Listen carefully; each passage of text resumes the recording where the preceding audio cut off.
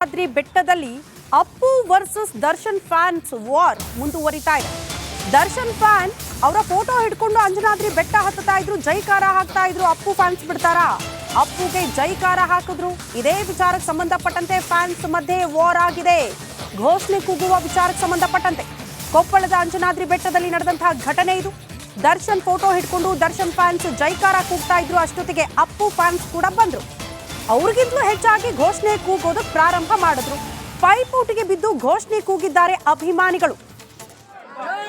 ಅಂಜನಾದ್ರಿ ಬೆಟ್ಟದಲ್ಲಿ ಅಪಾರ ಸಂಖ್ಯೆಯಲ್ಲಿ ಇವತ್ತು ಮಾಲಾಧಾರಿಗಳು ಮಾಲೆ ವಿಸರ್ಜನೆ ಮಾಡೋದಕ್ಕೆ ಬಂದಿದ್ದಾರೆ. ಈ ಸಂದರ್ಭದಲ್ಲಿ ಅಲ್ಲೂ ಕೂಡ ಫ್ಯಾನ್ಸ್ ವಾರ್.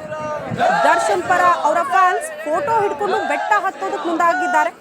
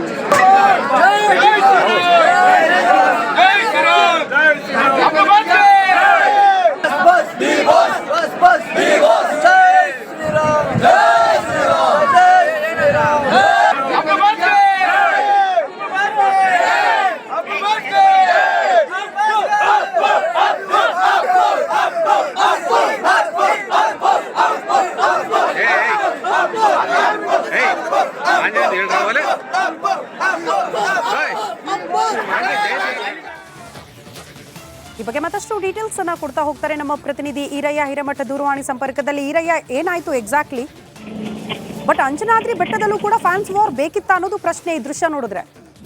ನಿಜಕ್ಕೂ ಸ್ಮೃತಿ, ಏನು ಇವತ್ತು ಕೊಪ್ಪಳದ ಅಂಜನಾದ್ರಿ ಬೆಟ್ಟದಲ್ಲಿ ಏನು ಹನುಮಮಾಲ ವಿಸರ್ಜನೆ ಸಂದರ್ಭದಲ್ಲಿ ಬರ್ತಕ್ಕಂಥ ಹನುಮಮಾಲಾಧಾರಿಗಳಿದ್ದಾರೆ. ಇಲ್ಲೂ ಕೂಡ ದೇವರ ಜಪದ ಜೊತೆಗೆ ಯಾಕಂದ್ರೆ ಒಂದು ರೀತಿ ಈ ಅಭಿಮಾನಿಗಳು ಸ್ಟಾರ್ ವಾರ್ ಅನ್ನ ಶುರು ಮಾಡಿದ್ದಾರೆ ಅಂತ ಹೇಳ್ಬೋದು. ಯಾಕಂದ್ರೆ ಇಲ್ಲಿ ಬಂದಂತಹ ಏನು ದರ್ಶನ್ ಅಭಿಮಾನಿಗಳು ದರ್ಶನ್ ಫೋಟೋವನ್ನ ಹಿಡಿದು ಬೆಟ್ಟವನ್ನ ಏರಿದ್ರು. ಅದೇ ಸಂದರ್ಭದಲ್ಲಿ ಅವರು ಡಿ ಬಾಸ್ ಅನ್ನುವಂತ ಒಂದು ಘೋಷಣೆಯನ್ನ ಕೂಗ್ತಾ ಇದ್ರು. ಆದ್ರೆ ಅವರ ಎದುರಿಗೆ ಇದ್ದಂತಹ ಕೆಲವಷ್ಟು ಅಪ್ಪು ಅಭಿಮಾನಿಗಳು ಕೂಡ ಅಪ್ಪು ಬಾಸ್ ಅಂತೇಳಿ ಒಂದು ಘೋಷಣೆಯನ್ನ ಕೂಗಿದ್ದಾರೆ. ಈ ಒಂದು ದೇವರ ಏನು ಅಂಜನಾದ್ರಿ ಬೆಟ್ಟದ ಮೇಲೆ ದೇವರ ಜಪದ ಜೊತೆಗೆ ತಮ್ಮ ಏನು ಸ್ಟಾರ್ ನಟರ ಅಭಿಮಾನವನ್ನು ಕೂಡ ಮೆರೆಯುವಂತ ಘಟನೆ ನಡೆದಿದೆ ಶ್ರುತಿ ಇಲ್ಲಿ.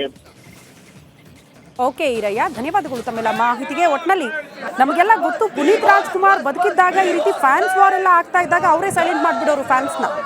ಬಟ್ ಈಗ ನೋಡಿ, ದರ್ಶನ್ ಮತ್ತು ಅಪ್ಪು ಫ್ಯಾನ್ಸ್ ಯಾವ ರೀತಿ ವಾರ್ ಮಾಡ್ಕೊಂಡಿದ್ದಾರೆ ಘೋಷಣೆ ಕೂಗೋ ವಿಚಾರದಲ್ಲಿ.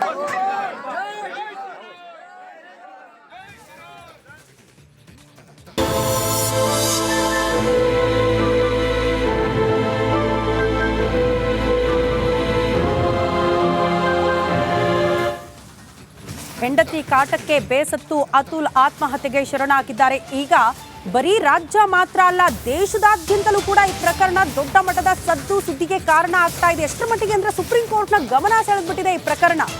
ಹಾಗಾಗಿ ಒಂದಷ್ಟು ಪ್ರಮುಖ ಅಂಶಗಳನ್ನ ಎಲ್ಲ ಕೋರ್ಟ್ನವರು ಕೂಡ ಈ ವಿಚ್ಛೇದನ ವಿಚಾರಕ್ಕೆ ಸಂಬಂಧಪಟ್ಟಂತೆ ಗಮನಿಸಬೇಕು ಅಂತ ಸುಪ್ರೀಂ ಕೋರ್ಟ್ ಕೂಡ ಹೇಳಿದೆ. ಈಗ ಇದೇ ವಿಚಾರಕ್ಕೆ ಸಂಬಂಧಪಟ್ಟಂತೆ ಪೊಲೀಸರ ತನಿಖೆ ಹೇಗೆ ಸಾಗ್ತಾ ಇದೆ ಅಂದ್ರೆ, ಒಂದ್ ಕಡೆ ಅತುಲ್ ಅವರ ಪತ್ನಿ, ಮೃತ ಅತುಲ್ ಅವರ ಪತ್ನಿ, ಅತ್ತೆ ಬಾಮೈದ ಅವರ ಹುಡುಕಾಟದಲ್ಲಿ ಪೊಲೀಸರು ಮುಂದಾಗಿದ್ದಾರೆ. ದೇಶದಾದ್ಯಂತಲೂ ಕೂಡ ಜೋರಾಗ್ತಾ ಇದೆ ಜಸ್ಟಿಸ್ ಫಾರ್ ಅತುಲ್ ಅಭಿಯಾನ. ಸಿಂಘಾನಿಯಾ ಫ್ಯಾಮಿಲಿಗಾಗಿ ಖಾಕಿ ತಲಾಶ್ ಮುಂದುವರಿತಾ ಇದೆ. ಉತ್ತರ ಪ್ರದೇಶದ ಜೌನ್ಪುರದಲ್ಲಿ ಹುಡುಕಾಟ ಮುಂದುವರೆದಿದೆ. ಜೌನ್ಪುರದ ನಿಖಿತಾ ಮನೆಗೆ ನೋಟಿಸ್ ಅಂಟಿಸ್ ಬಂದಿದ್ದಾರಂತೆ ಪೊಲೀಸರು. ನಿಖಿತಾ, ನಿಶಾ, ಅನುರಾಗ್, ಸುಶೀಲ್ ಎಲ್ಲಿದ್ದಾರೆ ಅನ್ನೋ ನಿಟ್ಟಿನಲ್ಲೇ ಪೊಲೀಸರ ತನಿಖೆ ಮುಂದುವರಿತಾ ಇದೆ. ಮತ್ತೊಂದು ಕಡೆ ದೃಶ್ಯ ನೋಡ್ತಾ ಇದ್ದೀರಲ್ಲ, ಇದು ಇಡೀ ದೇಶದಾದ್ಯಂತಲೂ ಕೂಡ ಜಸ್ಟಿಸ್ ಫಾರ್ ಅತುಲ್ ಅವರ ಸಾವಿಗೆ ನ್ಯಾಯ ಸಿಗಲೇಬೇಕು ಅನ್ನುವಂತ ಅಭಿಯಾನ ಕೂಡ ಮುಂದುವರಿತಾ ಇದೆ.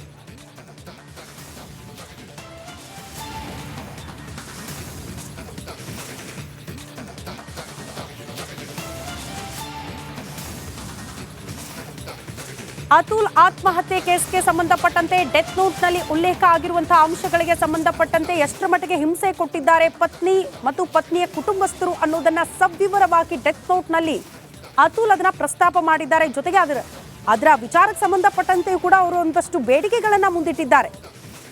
ಆ ನಿಟ್ಟಿನಲ್ಲಿ ಅವರಿಗೆ ಜಸ್ಟಿಸ್ ಸಿಗಬೇಕು, ನ್ಯಾಯ ಸಿಗಬೇಕು ಅನ್ನುವಂಥ ಅಭಿಯಾನ ಕೂಡ ದೇಶದಾದ್ಯಂತಲೂ ಕೂಡ ನೋಡೋದಕ್ಕೆ ಸಿಗ್ತಾ ಇದೆ. 4 ಜನರ ಫೋಟೋವನ್ನು ಕೂಡ ಗಮನಿಸ್ತಾ ಇದ್ದೀರಿ. 4 ಜನ ಎಲ್ಲಿದ್ದಾರೆ ಅಂತ ಪೊಲೀಸರು ಪತ್ತೆಗಾಗಿ ತನಿಖೆಯನ್ನ ಮುಂದುವರೆಸಿದ್ದಾರೆ.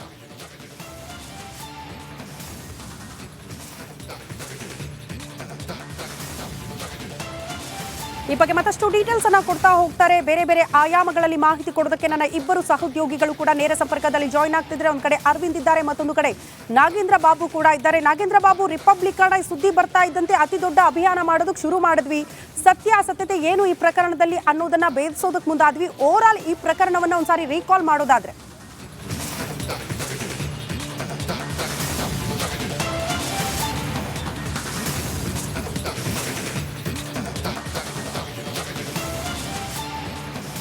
ಶ್ರುತಿ ನೋಡಿ, ನಿನ್ನೆ ಅಷ್ಟೇ ಪೊಲೀಸರು ತನಿಖೆಯನ್ನ ಚುರುಕುಗೊಳಿಸುವ ನಿಟ್ಟಿನಲ್ಲಿ ಸಬ್ ಇನ್ಸ್ಪೆಕ್ಟರ್ ಹಂತದಲ್ಲಿ ನಡೀತಾ ಇದ್ದಂಥ ತನಿಖೆಯನ್ನ ಇನ್ಸ್ಪೆಕ್ಟರ್ ಹಂತದಲ್ಲಿ ತನಿಖೆ ನಡೆಯಬೇಕು ಅಂತೇಳಿ ಮಾರ್ತಳ್ಳಿ ಪೊಲೀಸ್ ಠಾಣೆಯ ಇನ್ಸ್ಪೆಕ್ಟರ್ ನೇತೃತ್ವದ ತನಿಖಾ ತಂಡವನ್ನ ರಚನೆ ಮಾಡ್ತಾರೆ.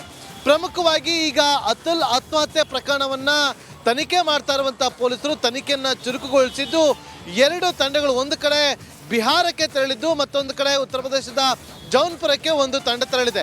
ಬಿಹಾರದಲ್ಲಿ ಇರುವಂಥ ಅತುಲ್ ಕುಟುಂಬಸ್ಥರ ಒಂದು ಸ್ಟೇಟ್ಮೆಂಟ್ ಅನ್ನ ಪಡೆದುಕೊಳ್ಳುವ ಸಲುವಾಗಿ ಒಂದು ತಂಡ ಆ ಕಡೆ ಹೋಗಿದ್ರೆ, ಮತ್ತೊಂದು ಕಡೆ ಜೌನ್ಪುರಕ್ಕೆ ತೆರಳಿ ಅಂದರೆ ಪತ್ನಿ ನಿವಾಸದ ಮೇಲೆ ನೋಟಿಸ್ ಅನ್ನ ಕೂಡ ಅಂಟಿಸಿ ಬಂದಿದ್ದು, 4ವರನ್ನ ಎಲ್ಲೇ ಇದ್ರೂ ಕೂಡ ಒಂದು ಮಾಹಿತಿಯನ್ನು ಕೊಡಿ ಅಂತೇಳಿ.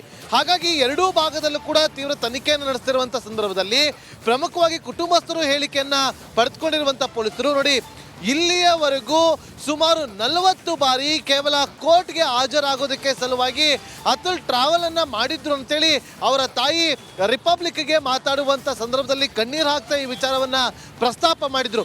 ಸದ್ಯಕ್ಕೆ ಅತುಲ್ ಸಹೋದರನ ಬಳಿಯಿಂದ ಕಂಪ್ಲೇಂಟ್ ಅನ್ನ ಪಡೆದುಕೊಂಡಿರುವಂಥ ಪೊಲೀಸರು ಆ ಒಂದು ಕಂಪ್ಲೇಂಟ್ನ ಆಧಾರದಲ್ಲಿ 108 IPC ಸೆಕ್ಷನ್ ಅನ್ನ ದಾಖಲು ಮಾಡಿಕೊಂಡು ತನಿಖೆಯನ್ನ ಚುರುಕುಗೊಳಿಸಿದ್ದಾರೆ. ಪ್ರಮುಖವಾಗಿ 90 ನಿಮಿಷಗಳ ವಿಡಿಯೋ ಈಗ ಸಾಮಾಜಿಕ ಜಾಲತಾಣದಲ್ಲಿ ಸಾಕಷ್ಟು ಸದ್ದನ್ನ ಮಾಡ್ತಾ ಇದ್ದು, ಅಷ್ಟೇ ಅಲ್ಲದೆ ಡೆತ್ ನೋಟ್ ಕೂಡ ಅದರಲ್ಲಿರುವಂಥ ಅಂಶಗಳು ಇದೆಲ್ಲದರ ಹೊರತಾಗಿ ನೋಡಿ, ಅವತ್ತು ರಾತ್ರಿ 1:43 ಮಧ್ಯರಾತ್ರಿ ರಾಷ್ಟ್ರಪತಿ ದ್ರೌಪದಿ ಮುರ್ಮು ಅವ್ರಿಗೂ ಕೂಡ ಅತುಲ್ ಮೇಲನ್ನ ಮಾಡಿದ್ರು. ಜೊತೆಗೆ ಸುಪ್ರೀಂ ಕೋರ್ಟ್ ನ್ಯಾಯಮೂರ್ತಿಗಳಿಗೂ ಕೂಡ ಅತುಲ್ ಮೇಲನ್ನ ಮಾಡಿದ್ರು. ಈ ಮೇಲ್ ಅವರಿಗೆ ಸಿಕ್ಕ ಬಳಿಕ ಇದು ದೊಡ್ಡ ಮಟ್ಟದಲ್ಲಿ ಅಂದರೆ ದೇಶಾದ್ಯಂತ ಚರ್ಚೆಗೆ ಕಾರಣವಾಗಿದ್ದು, ಇಡೀ ದೇಶಾದ್ಯಂತ